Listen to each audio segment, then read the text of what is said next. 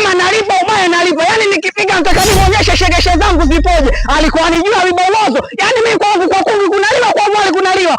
Kote kunaliwa mamkubwa. Wewe jikwai, atanieleza vizuri. Eti Mwajuma Komwe, Komwe liko wapi mamkubwa? Yaani haya wewe mtoto, mama yako yupo? Hiyo ndo salamu kwanza. Wewe koma wewe mtoto, sinaambia majibu kama hayo. Na kuzaa wewe mama mkubwa, wewe jikwai. Wewe mama vipi umekuja kanya. Mtilia makelele mimi. Wewe mtoto unamwambia nyoko nani? Wewe. Yaani sikiliza, naweza nikakupa lazi hapa sasa hivi. Na kama wewe mama yako yupo au kama yupo akija mwambie, Abibolozo alitia timu. Wema analipa, ubaya analipa. Ile deni langu atalilipa. Yaani siogopi dudu wala mende. Wewe hata kama unanidai ndio mchambe mwanangu. Hapa nilipo nimekaa ndani, tumbo la uchungu lote linanishika.